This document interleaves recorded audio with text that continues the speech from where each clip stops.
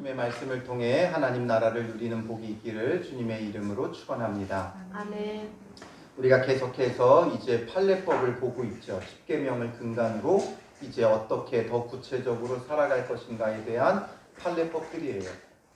그러나 이 판례법들은 대부분 이제 그 시대 출애굽했을 당시에 그 시대 사람들의 현실 속에 부딪혀야 하는 문제들이었어요. 그러나 이제 약 3,500년이 지난 지금 이제 그와 같은 법으로 오늘 이 시대를 살아갈 수는 없죠. 그러므로 우리가 그 법을 가지고 적용함에 있어 문자적인 적용보다 왜 하나님께서 이런 법을 주셨는가? 왜 사람들은 이런 죄를 범하게 되어졌는가? 이런 부분들을 우리가 생각해보고 적용을 해야 돼요. 성경은 그 시대에 정확하게 그 시대 사람들의 생활에 대한 것을 이야기하고 있기 때문에 이제 수천 년을 지난 지금 우리에게 바른 적용이 필요한 것이죠.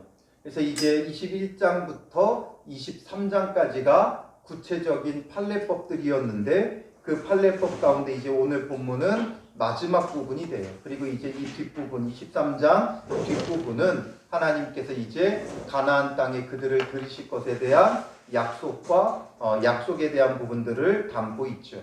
이 마지막 부분을 말하는데 오늘 본문을 크게 세 부분으로 나눌 수 있어요. 첫 번째는 1절부터 9절까지 공정한 재판을 위한 법들이고, 그리고 10절부터 13절은 안식년과 안식일에 대한 것을 말씀하고 계시고, 14절부터 19절은 이스라엘의 3대 절기를 지킬 것을 명하고 계시는 부분이 오늘 본문의 말씀이 되어집니다.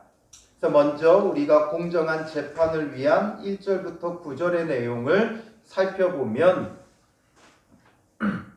여러 가지로 말씀하고 계시죠. 거짓된 풍설을 퍼뜨리지 말고, 악인과 연합하여 위증하는 증인이 되지 말고, 다수를 따라 악을 행하지 말고, 송사의 다수를 따라 부당한 증언을 하지 말며, 가난한 자의 송사라고 해서 편벽되이 두둔하지 말고, 내가 만일 내 원수의 길에 쭉 말씀하시면서 이 모든 것들을 통합해 보면 결국에는 공정한 재판을 위한 법들이에요. 이 공정한 법들을 위한 이 재판, 이것이 오늘 우리에게 어떤 의미가 있겠느냐라는 거죠. 재판을 하는 재판정, 그러니까 재판의 그 장소는 모든 곳 가운데 가장 어떠해야 되는 곳이에요? 가장 공의롭고 정의롭고 공정해야 하는 곳이 법정이에요. 그 법정조차도 공의롭지 못하다면 그 사회는 완전히 무너질 수밖에 없어요. 우리가 좀 후진국을 가다 보면 정확한 법이 없어요. 법을 집행하는 자들이 뒷돈을 주면 그냥 봐주는 거예요. 뭔가 어디를 이렇게 통과해야 되는 경우에 무슨 세관을 통과한다거나 아니면 어떤 검색대를 통과한다고 할 때 아무리 이야기해도 사정을 이야기해도 봐주지 않아요. 그런데 그냥 돈을 살짝 밀어넣어주면 통과시키는 경우들이 많이 있죠. 그런데 그게 어디까지 가면 정말 심각한 거냐 하면 법정까지 가면 심각하다는 거예요. 그 법정에서마저 여러 가지 사회의 구석구석에 뇌물과 비리가 있을 수는 있겠지만 결국에 법정마저 이렇게 되어지면 그 사회는 볼 것도 없어요. 진리와 정의가 사라지는 거죠. 진리와 정의가 왜 사라져요? 사람들이 죄인이기 때문이고 그 죄가 전혀 여과 없이 벌어지고 있다는 거예요. 통제되지 않는다는 거예요. 그러면 결국에는 하나님의 백성으로서의 삶을 살 수가 없죠. 그러니 지금 이런 율법을 주시는 건 무엇 때문이에요? 그들에게 무거운 짐을 지우려고 하는 게 아니라 거룩한 백성으로 살아가게 하기 위한 하나님의 그 보디가드 같은 역할을 하는 게 율법이라고 그랬죠. 우리를 지켜주는 거예요. 이게 우리를 가두는 게 아니라 지켜주는 거예요. 제가 종종 예로 들지만 최철상을 붙잡고 있을 때 우리는 이 최철상을 붙잡고 철창 안에 갇혔다고 생각하지만 오히려 그 반대예요. 그 철창이 우리를 보호해주고 있는 거예요.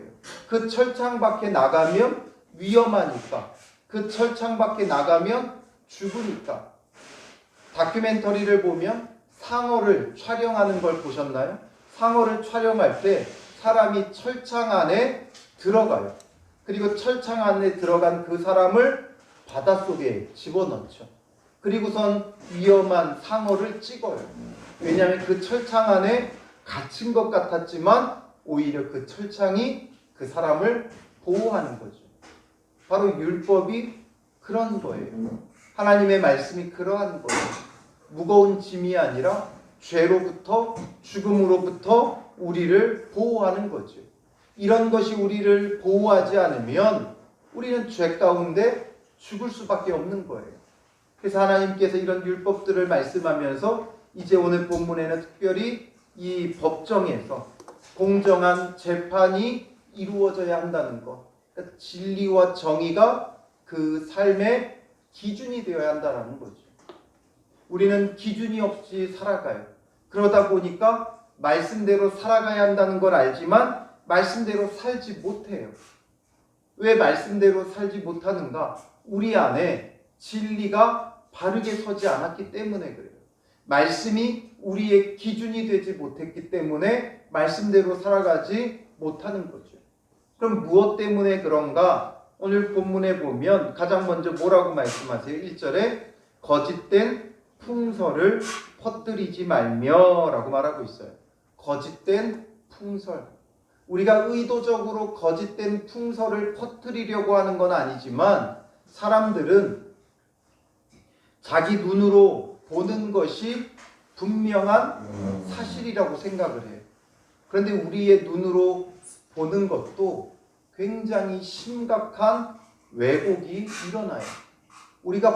내가 보았기 때문에 분명한 사실이라고 생각하지만 눈으로 보는 것은 어디까지나 한계가 있어요. 내가 분명히 보았어도 잘못될 수 있어요. 제주도 가면 아주 유명한 도로 중에 여러분들도 아시다시피 도깨비 도로라는 게 있죠. 그 도깨비 도로가 뭐예요? 차가 오르막길로 올라가는 거예요. 가만히 놔두면 내리막으로 내려가야 되는데 차가 오르막으로 올라가요. 그래서 마치 귀신 들린 것 같고 도깨비 들린 것 같다 해서 도깨비 도로인데 사실상 경사도를 재보면 우리의 눈으로 보기에는 오르막이지만 실제적으로는 내리막이라는 거예요. 그게 바로 착시 현상이라는 거죠. 우리가 눈으로 보는 것도 정확하지 않아요. 내 눈으로 본 것만 믿겠다 하지만 우리가 눈으로 보는 것도 얼마든지 왜곡이 일어날 수 있어요. 내가 분명히 들었다라고 해도 우리가 듣는 것도 내가 듣고 싶은 것만 들어요. 다들 똑같은 광고를 해도 사람들에 따라 듣는 게 다 달라요. 왜냐하면 자기에게 중요한 것만 듣게 되어 있고 자기가 관심 있는 것만 듣게 되어져 있는 거예요. 그래서 우리가 보는 것, 듣는 것이 얼마나 부정확한 것인가를 알아야 돼요. 그래서 우리는 거짓된 풍설이 왜 생기는가? 내가 보고 내가 들은 것에 대해 뭐가 생기냐면 자기 생각이 가미돼서 그래요. 내 생각이 가미되어지니까 내가 보기에는 이 되는 거죠. 내가 듣기에는 이 되는 거죠. 정말 진리와 진실이 아니라 내가 보기에, 내가 듣기에, 내가 보고 싶은 것을 보고 내가 듣고 싶은 것을 듣고 그렇게 해서 이야기하는 것들이 절대 진리가 될 수 없다는 거죠. 그러니 우리는 거짓된 풍설을 조심해야 돼요. 우리의 생각을 가미하면 안 돼요. 그러니 우리가 많은 말을 하는 것이 그다지 유익하지가 못해요. 우리가 하는 그 말들이 내 생각이 들어간 수많은 이야기들이 얼마나 잘못된 거짓된 풍설이 될 수 있는가를 생각하고 우리는 내가 보고 듣고 하고 싶은 말이 아니라 주님의 진리의 말씀을 보고 듣고 깨닫는 것, 이게 중요한 거죠. 그리고 그 말씀을 전할 수 있는 사람이 되어줘야 돼요. 내가 본 것 절대 정확할 수 없어요. 내가 들은 것 절대 확신할 수 없어요. 그러니 우리는 항상 내 생각이 가미되는 것에서 내 생각을 제거해야 돼요. 내 판단, 내 기준이 가미되니까 그런 거죠. 그러니 우리는 어떤 평가보다도 내 생각으로 그 어떤 일들을 평가하는 것보다도 주님의 말씀을 보고 듣기를 힘쓰는 자가 되어야 하는 거죠. 왜 이렇게 거짓된 풍설이 일어나는가? 첫 번째는 내 생각이 가미되니까 그래요. 두 번째는 뭐냐면 악인과 연합하여 위증하는 증인이 되지 말며, 악인과 연합하여 있기 때문에 그래요. 우리는 그리스도에게 연합해야 되는데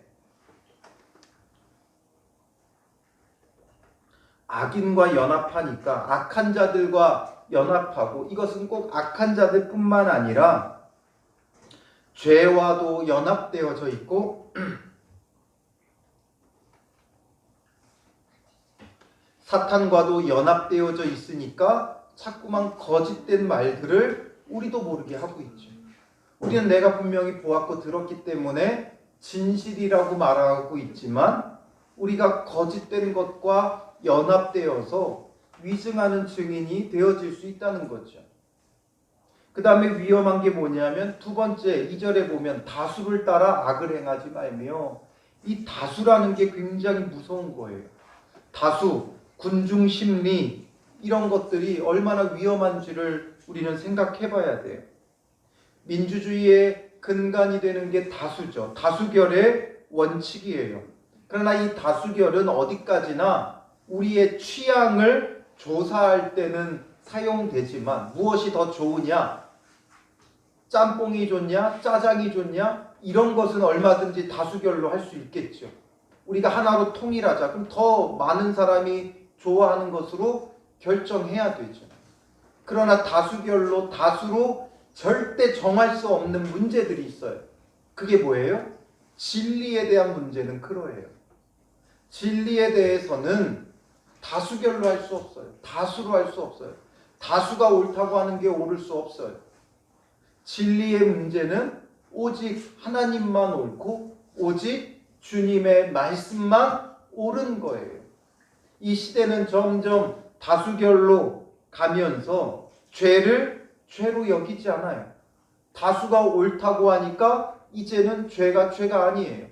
그러니까 간통죄도 죄가 아니고 동성애도 죄가 아니라고 이제 다수가 모여서 소리를 내고 있죠. 그러나 이런 문제들은 우리가 다수결로 결정하는 게 아니라는 거죠. 진리의 말씀을 통해 결정해야 돼요. 우리는 다수가 옳다 여기고 다수를 따라가고자 하는 그런 군중 심리가 있죠. 교회 안에서는 여론을 만들면 안 돼요. 군중 심리를 만들어가면 안 돼요. 주님께서 뭐라고 말씀하시나 거기에 귀를 기울여야 돼요. 그래서 로마서 12장 2절에 뭐라고 말씀하세요? 너희는 이 세대를 본받지 말고, 이 세대의 다수가 어떤 모습으로 살아가든지 그것을 본받지 말고 오직 너희는 마음을 새롭게 함으로 변화를 받아 하나님의 선하시고 기뻐하시고 온전하신 뜻이 무엇인지를 분별하도록 하라라는 거죠. 선하시고 기뻐하시고 온전하신 하나님의 뜻을 따르는 자가 되어야지 다수를 따르는 자가 되면 안 된다는 거예요. 간혹 이렇게 여론을 만드는 사람이 있어요. 자기가 싫으면 모두가 이렇게 얘기한다. 많은 사람들이 이렇게 하는데 한둘이 아니다 이야기하는데 한둘이더라고요. 꼭 보면 한둘이에요. 자기가 싫으니까 다들 그러는데 꼭 이렇게 뭉뚱그려서 이야기를 하죠.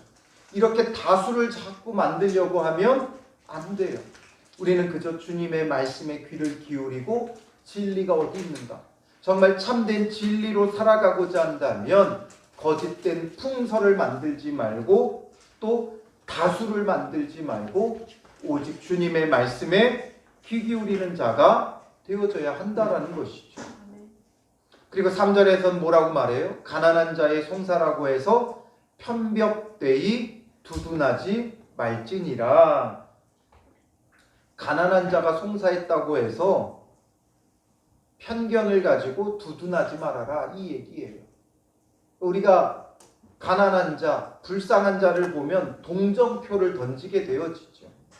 그러니 아무리 가난한 자라고 해서 무조건 그 사람의 편을 들어주면 안 된다는 거예요. 그러니 오히려 반대로 힘 있는 자들의 편을 주로 많이 들죠. 사람들은 더 많이 가진 자, 더 힘 있는 자, 더 지위가 높은 자들의 편을 들어주지만 그 반대도 안 된다는 거예요. 가난한 자라고 해서 불쌍하다고 해서 무조건 그 사람의 편을 들어주어서도 안 된다라는 거죠. 어디로 흔들리면 안 돼요. 내 마음대로 하면 안 된다는 거죠. 분명한 기준이 필요하다 이거예요. 그럼에 있어서 가난하다고 해서 어렵다고 해서 힘들다고 해서 무조건 그 사람의 편을 들어주면 안 된다는 거예요. 사람들은 감성을 자극하려고 하고 감성팔이라는 말을 쓰죠. 뭔가 동정을 받기 위해 자기 어려운 처지를 하고 드러내는 사람들이 있어요. 그런 감성팔이하는 사람들에게 넘어가면 안 돼요. 또 요즘 사람들 그런 말도 쓰죠. 피해자 코스프레 한다. 그러니까 자기가 피해자인 척하는 사람들이 있어요. 결국 그런 사람들의 편을 들어주다 보면 내가 오히려 진리에서 왜곡되게 되고 결국 악인과 연합하여 위증하는 자가 되는 거예요.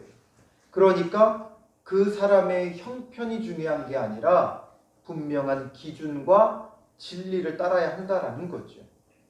그리고 4절에 보면 만일 내 원수의 길 잃은 소나 나귀를 보거든 반드시 그 사람에게로 돌릴지며 내가 만일 너를 미워하는 자의 나귀가 짐을 싣고 엎드러짐을 보거든 그것을 버려두지 말고 그것을 도와 그 짐을 부릴지니라. 이게 뭔가 맥락에 안 맞죠. 지금 뭔가 공정한 재판에 대한 것을 말씀하다 갑자기 웬 원수, 미워하는 자를 이야기하나 생각할 수 있는데 이 원수, 미워하는 자는 누구를 말하는 거냐 하면 내 소송의 상대자를 말하는 거예요. 재판 가운데 나의 상대자, 그가 나의 원수가 되어 있고 내가 미워하는 자라 할지라도 그런 어떤 문제를 가지고 재판하며 원수가 되어 있다 할지라도 그래도 그 사람들에게 바르게 행해야 된다라는 거죠. 우리가 원수 맺거나 미운 감정이 들면 바르게 행하지를 못해요. 미운 감정에 원수 맺은 것에 빠져 있으면 그 사람이 아무리 잘해도 절대 잘했다고 말 못하죠.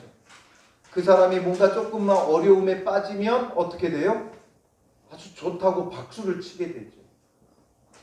그러니 그렇게 살지 말고 진정한 진리, 공의는 그런 사람들이 어떤 어려움을 당했을 때도 도와줘야 한다는 거예요. 그래서 그 사람의 소나 나귀가 길을 잃은 걸 본다면 갖다 돌려줘라. 그 사람 밉다고 해서 그 소나 나귀를 없이 한다거나 숨긴다거나 그렇게 하면 안 된다라는 거고, 그리고 그 사람이 짐을 싣고 갔다 엎드러지는 것을 보면 잘됐다, 천벌받았다 이럴 것이 아니라 버려두지 말고 도와서 그 짐을 부릴지니라. 그 짐을 다시 챙겨서 갈 수 있도록 도와주라 라는 거죠. 다시금 6절에 말해요. 가난한 자의 송사라고 정의를 굽게 하지 말며, 불쌍하다고 함부로 판단하지 말라는 거죠. 그리고 거짓 일을 멀리하며 무죄한 자와 의로운 자를 죽이지 말라. 나는 악인을 의롭다고 하지 아니하겠노라. 너는 뇌물을 받지 말라. 또 우리가 진리와 정의, 말씀을 깨닫지 못하는 이유가 뇌물 때문이죠. 돈 때문에 그래요. 누군가가 나에게 뭔가 선대한 일이 있으면 함부로 그에게 그의 잘못된 것을 잘못되다고 말하기가 결코 쉽지가 않아요. 뇌물은 밝은 자의 눈을 어둡게 하고 의로운 자의 말을 굳게 하느니라. 결국 뇌물이 우리의 눈을 어둡게 만든다는 거죠. 돈이 우리의 눈을 어둡게 만드는 거예요. 그리고 이방 나그네를 압제하지 말며, 앞서서 나그네를 압제하지 말 것을 말했죠. 그 나그네는 어떤 나그네예요? 히브리인인 나그네들을 말하는 거죠. 그러나 이제는 이방인이랄지라도, 이방인 나그네랄지라도 압제하지 말라는 거예요. 애굽 땅에 나그네 되었은즉 나그네의 사정을 아느니라. 너희가 나그네의 사정을 잘 알지 않으냐. 결국 이것을 통해서 여러 가지 말씀을 하고 있지만 이걸 우리가 다 세세히 생각하면서 이 율법을 지켰나 안 지켰나 체크리스트를 만들어서 그렇게 살 수는 없죠. 결국 이것에서 말하고자 하는 건 뭐예요? 진리의 삶을 살라는 거죠. 하나님의 백성이니까 분명한 진리를 기준으로 삼고 살아가라. 결국 하나님의 말씀을 기준으로 삼고 살아가야 돼요. 세상 사람들의 거짓된 풍설에 흔들리면 안 돼요. 세상 사람들이 뭐라고 말해도 주님의 말씀이 옳다. 그 가치관을 가지고 살아가야 되는 거죠. 세상 전문가가 무슨 이야기를 한다 해도 우리는 주님의 말씀에 그 기준을 가지고 살아가야 돼요. 교수, 박사들이 아무리 나와서 이야기를 한다 해도 우리는 주님의 말씀에 귀 기울여야 하는 것이죠. 그래서 우리는 자꾸만 그런 것에 더 많이 귀를 빼앗겨요. 세상 풍설에 우리는 더 많은 마음을 둬요. 우리는 오직 말씀의 마음을 둬야 돼요. 세상이 어떻게 흘러가더라도 우리는 이 세대를 본받는 자들이 아니라 다수를 따라가는 자들이 아니라 주님의 말씀을 따라가는 자가 되어져야 하는 것이죠. 그러니 우리의 삶의 모든 문제들 속에 물론 세상 사람들의 지혜를 무시하면 안 돼요. 모세도 그러했잖아요. 그 장인 이드로가 와가지고 100부장, 50부장, 10부장 세워라 할 때 그것이 정말 지혜롭기 때문에 그 지혜를 배웠죠. 그런 부분들도 있어요. 세상의 지혜도 배워야 되지만 세상의 그런 것들에 우리의 중심이 흔들리면 안 된다는 거죠. 제가 종종 노후 대책에 대해서 말씀드리지만 노후 대책 해야 돼요. 지혜롭게 해야 돼요. 내가 가진 것 안에 해야 돼요. 그런데 그 노후 대책 전문가가 나와서 겁주는 말들이 있어요. 뭐 몇 억이 필요하고 몇 억이 있어야 노후가 안정되고 그러면서 겁주는 말은 우리가 신경도 안 써도 돼요. 왜냐? 우리의 생명은 하나님 거잖아요. 먹을 것, 마실 것, 입을 것 염려하지 말라고 말씀하고 있잖아요. 예수님도 그런 것을 위해 기도하지 말라고 하고 계시잖아요. 하늘 아버지가 알고 계신다. 공중에 나는 새도 먹이시고 땅에 들풀도 입히시는데 하물며 너희일까 보냐. 세상의 지혜로 우리가 노후 대책을 해야죠. 연금도 들어야 되고 보험도 들어야 되고 이런 것도 해야 돼요. 그런데 거기에 우리의 인생을 맡기면 안 된다는 거죠. 그게 우리의 편안한 노후를 해결해 주는 게 아니에요.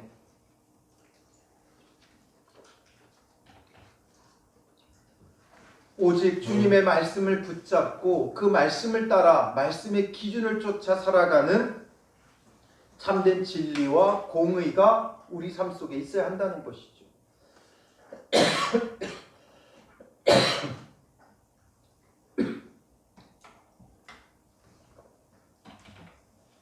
그래서 우리의 기준은 말씀을 따라 진리로 거룩하게 사는 데 마음을 두어야 돼요. 얼마나 잘 먹냐, 얼마나 잘 사냐, 얼마나 편안한 노후를 즐길 것이냐, 이게 우리의 인생의 목적이 아니에요. 우리는 하나님의 백성이 되었기 때문에 우리는 진리 가운데 거룩하게 사는 것이 우리의 목적이 되어져야 돼요. 그러기 위해서는 가장 재판부터 법정부터 가장 공의로워야 공의로운 삶이 될 수 있죠. 그래서 지금 공정한 재판에 대한 것들을 쭉 말씀하신 거죠. 법정에서조차도 정의롭지 못하는데 어떻게 그 삶 속에서 정의로울 수 있겠어요? 그런 것을 가지고 하나님께서 이렇게 지금 그 백성들에게 말씀하고 계시고 그런 말씀을 대하는 우리는 이제 주님 안에서 우리의 삶의 목적을 진리로 거룩하게 사는 데 둬야 돼요. 주님의 말씀에 귀 기울여야 되죠. 거짓된 풍설이 아니라 진리의 말씀을 붙잡아야 되고, 악인과 연합하는 자가 아니라 예수 그리스도께 연합한 자가 되고, 성도 간에 연합한 자들이 되어져야 되는 거죠. 다수를 따르기보다는 주님의 말씀을 따라야 되고, 가난한 자라고 해서 편벽되이 두둔하는 자가 아니라 정말 진리를 따르는 자가 되어줘야 되는 거예요. 아무리 내 원수랄지라도 참된 진리로 해야 될 것은, 마땅히 해야 될 것은 해야 한다라는 거죠. 돈으로 그 눈이 어두워지지 말고 말씀을 따르는 자가 되어라. 이것이 바로 우리에게 말씀하고 계시는 거예요. 우리의 목적이 어디 있었는가를 이 말씀을 통해 다시 한번 점검해 봐야 돼요. 우리는 어디에 귀 기울이고 있었고 무엇을 따라가고 있었는지를 생각해 봐야 돼요. 과연 정말 주님의 말씀을 목적에 두고 있고 그 말씀을 듣고 있고 따르고 있는가? 말씀은 내버려 두고 내 방식대로 세상의 다수를 따라가고 풍설을 따르고 있는 우리의 모습을 발견해야 돼요. 하나님의 말씀보다는 사람을 더 찾고 하나님의 말씀보다는 전문가라는 사람들을 자꾸 더 찾으려고 하는 우리의 본능적인 이 모습을 다시금 이 말씀을 통해 적용해 봐야 하는 거죠. 여러분들이 가장 귀 기울이고 있고 믿고 따르고 있는 것이 무엇인가를 보세요. 정말 말씀인가? 정말 진리의 말씀인가? 그 말씀 따라 거룩하게 살려고 우리가 힘쓰고 있었는가? 아니면 먹을 것, 마실 것, 입을 것에 대한 염려 가운데 세상 전문가들의 말에 귀 기울이고 있었는가? 이것을 살펴보아야 하는 것이죠. 그 다음에 이제 두 번째로 10절부터 13절에 안식년과 안식일에 대해서 말씀하고 계시죠. 11절에 보면 일곱째 해에는 갈지 말고 묵혀두어 내 백성의 가난한 자들이 먹게 하라. 그 남은 것은 들짐승이 먹으리라. 내 포도원과 감람원도 그리할지니라. 일곱째 해가 안식년이에요. 그러나 일곱째 해에 우리가 주안점을 두면 안 돼요. 어디에 우리의 준비가 있어야 돼요? 6해 동안 준비되어 있어야 돼요. 6해 동안 준비되어 있어야 일곱째 해에 안식년을 가질 수 있는 거죠.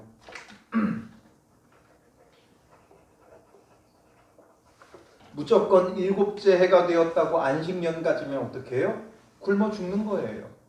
안식년을 가지려면 6해 동안 하나님이 주신 은혜 가운데 힘써 일해야 되는 거죠.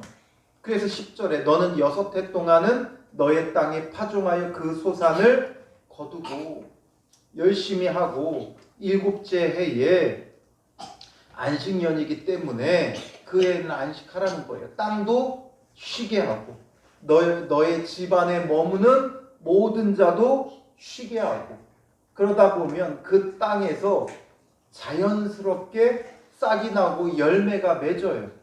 왜냐하면 그 전해에 거두면서 떨어진 씨앗들이 있기 때문에 그래요.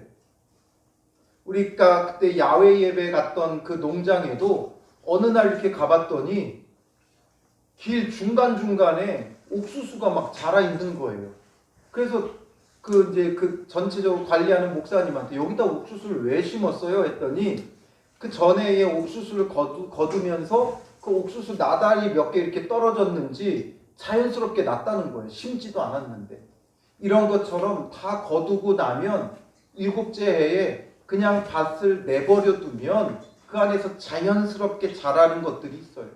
그러면 그 열매는 거두어서 그것까지 먹지 말고 가난한 자들이 먹게 하고 심지어 들짐승이 먹게도 하라는 거예요. 그렇게 해서 참된 자비를 베푸는 거죠.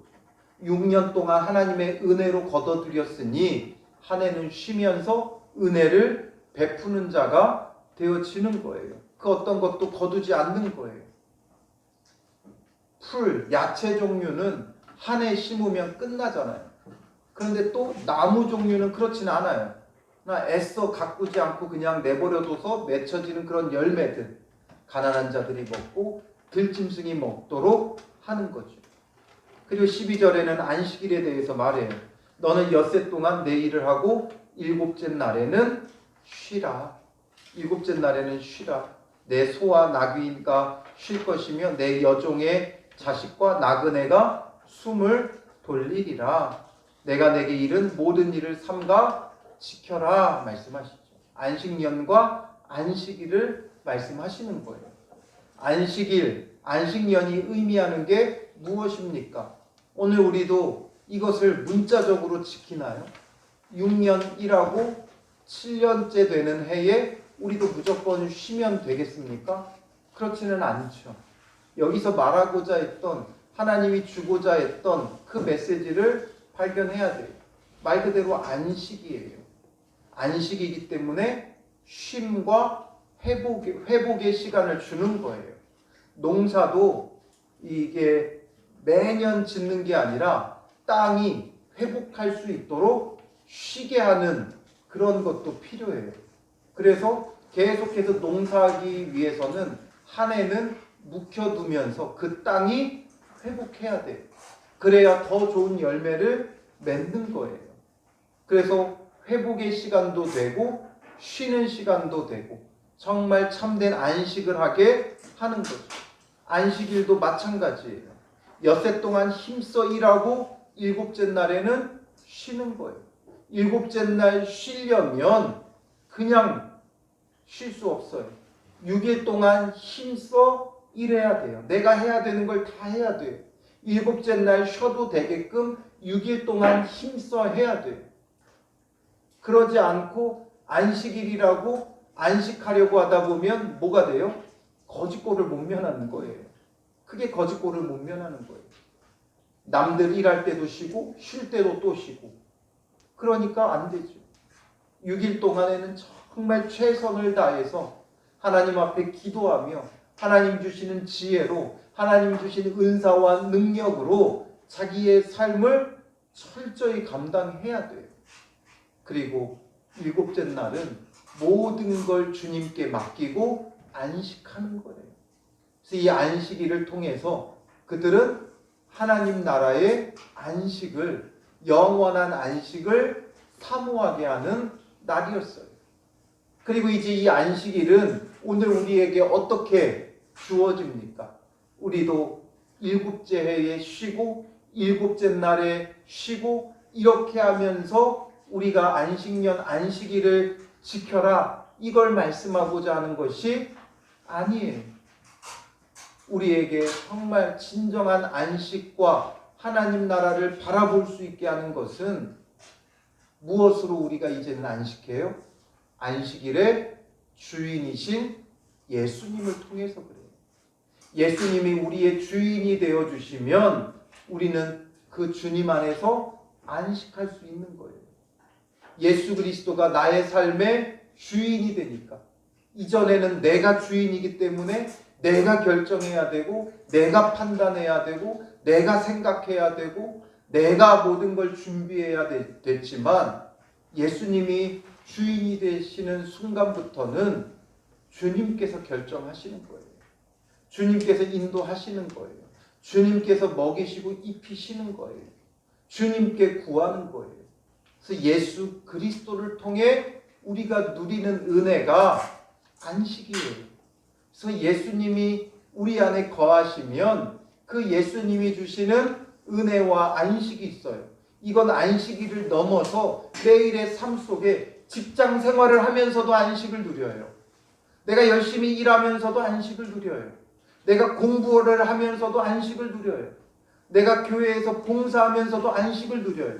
왜냐하면 예수 그리스도가 나의 주인이 되어 주시니까 주님의 뜻을 그냥 따라가기만 하면 우리는 안식하고 주님이 일하시는 거죠. 그 은혜를 누리는 거예요. 그러다 보니까 천국에 대한 더 분명한 소망이 생기는 거예요. 그러니 구약의 안식일이 신약의 주일의 개념을 뛰어넘어서 우리는 매일의 삶이 예수 그리스도를 통한 안식이 되고 예수님을 통해 누리는 그 안식으로 인해 하나님 나라의 그 영원한 그 안식을 더욱더 사모할 수 있는 거예요. 예수님이 주시는 그 안식, 오늘 우리에게는 그게 필요한 거죠. 쉬어서 안식이 아니라, 물론 우리도 안식일처럼 주일을 쉬며 이 주일을 6일 동안 준비하고, 그래서 주일은 주님 안에서 안식하고 예배하고 천국에서 누릴 것을 이 땅에서 미리 누리는 날이죠. 그런 주일의 개념을 우리가 더 힘써 행해야 돼요.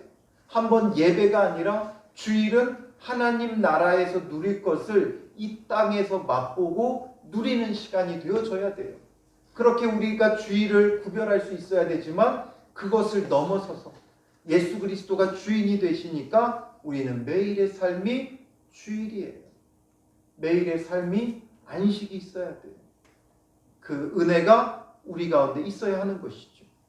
그리고 이제 세 번째로 마지막으로 14절부터 19절은 3대 절기를 말하죠. 잘 아시다시피 무교절, 맥추절, 수장절이에요. 이 세 번은 매년, 내 모든 남자는 매년 세 번씩 주 여호와께 보일지니라 17절에 말씀하죠. 이 무교절, 맥추절, 수장절, 어떻게 보면 그 당시 농경 문화를 기본으로 해서 기초로 해서 만들어진 절기지만 이들에게는 아직 추수를 하지 않았어요. 지금 광야에 있잖아요. 그러니 여기에는 무엇도 담겨 있는 거예요? 가나안 땅에 들어갈 것이다. 그 땅에 영원히 정착할 것이다.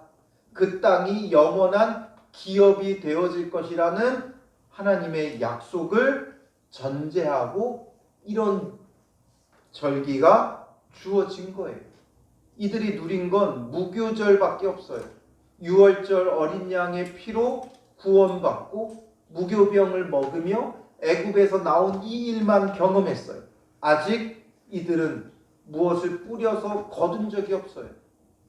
이제 가나안 땅에 들어가서 할 일에 대해서, 그래서 이제 맥추절, 수장절 지키라는 거죠. 결국 이 모든 것은 무엇을 말하려고 하는 거예요? 이 3대 절기에는 무엇이 있습니까? 이스라엘이 역사 가운데 누리게 되는 그런 일들을 말하고 있지만 그 역사를 통해 하나님께서 무엇의 예표가 되게 하시는 거예요? 하나님의 구속사의 예표가 되는 거예요. 그래서 무교병을 먹는 무교절은 어떤 절기와 같이 연관이 되어져 있어요? 무교절은 6월절과 연관이 되어져 있죠. 6월절과 무교절은 연결되어져 있어요. 그러니 6월절 어린 양을 통해 애굽에서 구원해 주신 그 사건, 이건 오늘 우리에게 어떤 의미가 있어요? 죄에서 우리를 구원해 주시는 그 구속사의 은혜가 있는 거죠. 그리고 맥추절, 이들이 이제 무교절을 중심으로 7주 후에 맥추절을 보내요. 그들이 가나안 땅에 들어가게 되면 이 맥추절의 첫 열매를 거두게 되는 거죠. 그런데 이 맥추절에 어떤 일이 일어나느냐? 맥추절을 다른 말로 뭐라 그래요? 77절이라고 하죠. 그러니까 6월절이 지나고 7일이 7번, 그러니까 7주가 지난 후 지키는 절기가 맥추절이에요. 그래서 7일씩 7주가 지난 그 다음 날, 그러니까 며칠째예요? 50일째죠. 77에 49. 그래서 오순절이라고도 부르는 거예요. 그래서 이 맥추절, 오순절의 의미가 무엇인가? 첫 열매를 거두는 때기도 하지만 이 맥추절에 이스라엘 역사 가운데 하나님의 어떤 구원의 역사가 있냐 하면 애굽에서 나와서 50일째 되는 날이 언제냐 하면 모세가 시내산에 올라가 하나님과 언약을 맺는 때가 50일이 지난 후에요. 그래서 앞에서 보았겠지만 45일, 한 달 보름이 지난 후에 그들이 시내산에 당도하게 돼요. 그럼 45일밖에 안 되지 않습니까? 그런데 모세가 시내산에 한번 올라갔다가 내려와서 이틀을 그들을 거룩하게 만들죠. 그리고 셋째 날에 또 다시 올라가요. 그러니까 이렇게 이 날들을 따지다 보면 시내산에 올라가 언약을 맺을 때가 6월절을 기점으로 50일 후가 되어지는 거예요. 그래서 하나님과 언약을 맺고 언약 백성이 되어지는 그 기점이 맥추절이 돼요. 그리고 첫 열매를 거두는 날이 되어지는 거죠. 그리고 이제 수장절, 추수를 마치고 저장하며 하는 절기인데 이 수장절은 아직 그들에게 역사적으로 어떤 일이 이루어진 날은 아니에요. 바로 하나님 나라의 천국 곳간에 그들을 추수할 그 날을 이제 바라보는 날이 수장절이 되어지는 거죠. 그래서 이제 이것이 신약에 와서 어떻게 바뀌어요? 무교절은 예수님께서 십자가에 죽으시고 부활하신 날이 되어지죠. 맥추절은 무슨 날이 돼요? 오순절 성령 강림 사건이 일어나는 거예요. 그리고 이제 수장절을 통해 하나님 나라를 바라보는 거죠. 바로 이 3대 절기 안에는 하나님의 구속사를 담고 있는 거예요. 하나님의 구속의 역사, 구원의 그 역사가 담겨져 있는 거예요. 이것을 통해 항상 하나님의 구원의 역사가 그들 가운데 이루어져 가고 있다는 거예요. 구속사잖아요. 역사가 계속 진행되고 있는 거예요. 하나님의 구속의 역사가 그들 가운데 진행되고 있다는 것을 매년 이 절기를 통해 그들은 깨닫게 되는 거죠. 그러니 오늘 우리에게도 동일하게 예수 그리스도의 십자가의 죽으심과 부활하심과 성령의 임하심, 성령의 강림을 통해 교회가 탄생되어졌고 그리고 그 교회 안에 우리가 지금 속해 있고 이제 앞으로 이루어질 영원한 하나님 나라를 바라보는 것이 우리의 한 해 신앙의 중심이 되어져야 돼요. 그래서 무교절, 맥추절, 수장절, 3대 절기를 지키라는 거죠. 교회에도 이 3대 절기가 중요한 거예요. 그런 의미에 있어서 중요한 거예요. 그런데 우리가 이 맥추절을 너무 농경적인 맥추절로만 기억을 해요. 성령 강림에 초점을 맞춰야죠. 그래서 우리가 지난주 부활주일로 지켰잖아요. 7주 뒤 우리 그 교회력에는 성령 강림절과 맥추절이 따로 되어져 있어요. 이게 좀 굉장히 심각한 문제라고 봐. 이거를 빨리 합쳐야 되는데 아마도 이제 우리나라 문화상 맥추를 거두게 되는 때와 이 지금 그 부활절로부터 7주 뒤가 날짜적으로 아마 맞지 않아서 그렇게 한 것 같은데 이제 우리가 7주 뒤가 성령 강림절이에요. 그날을 우리는 지켜야 돼요.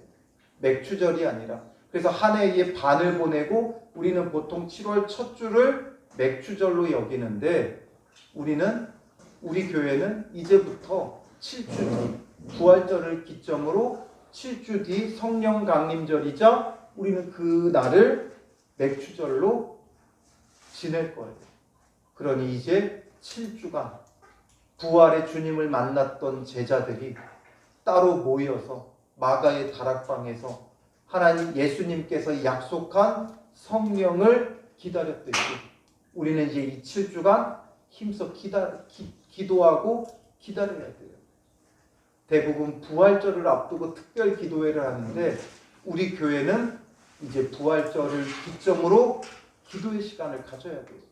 성령 강림절까지 우리가 성령의 충만함을 사모하면서 성령의 충만함이라는 게 성령 강림절에만 임하는 날은 아니지만 우리가 모든 순간 매 순간마다 그 성령을 사모해야 되지만 특별히 이 기간에 더욱 성령의 충만함을 사모하고 오순절 성령 강림의 그 역사가 오늘 우리 청라영천교회 안에도 이루어지도록 이 7주간 여러분 좀 힘써 같이 기도했으면 좋겠어요. 우리가 금요 기도에 또 힘써 기도하고 주일날 함께 예배드리며 또 힘써 기도하고 또 매일 새벽마다 함께 기도하며 이 7주간 힘써서 기도하며 우리가 성령의 충만함을 얻고 부흥의 불씨가 우리 안에 불타오르는 그런 시간이 되시기를 바랍니다. 우리 괴로울 때 주님의 얼굴 보라 같이 찬양으로 고백하고요. 함께 기도하도록 하겠습니다. 기도할 때 말씀을 생각하면서 우리가 그동안 하나님의 거룩한 백성으로 온전히 살지 못한 그 모습들, 여전히 세상의 풍설을 따르고 세상의 다수를 따르고 이 세대를 본받고 있는 우리의 모습들, 세상의 유행에 민감하고 세상의 트렌드에 민감하면서 정작 주님의 말씀을 등한히 했던 우리의 모습을 회개하고 세상의 유행보다 트렌드보다 주님의 말씀을 우리의 중심에 놓고 따라가는 믿음의 사람 되게 해달라고, 예수 그리스도가 우리의 주인 되어 진정한 안식이 우리 가운데 허락되어지고 주님의 구속의 그 역사를 바라보는 자들 되어지며 특별히 오순절을 생각하고 성령 강림을 사모하면서 주님 부활절을 보내고 우리가 이제 약속한 성령을 사모합니다. 성령의 충만함을 우리에게 부어주셔서 우리 안에 새로운 부흥의 불씨가 불타오르게 하여 주시옵소서. 우리 같이 기도하도록 하겠습니다.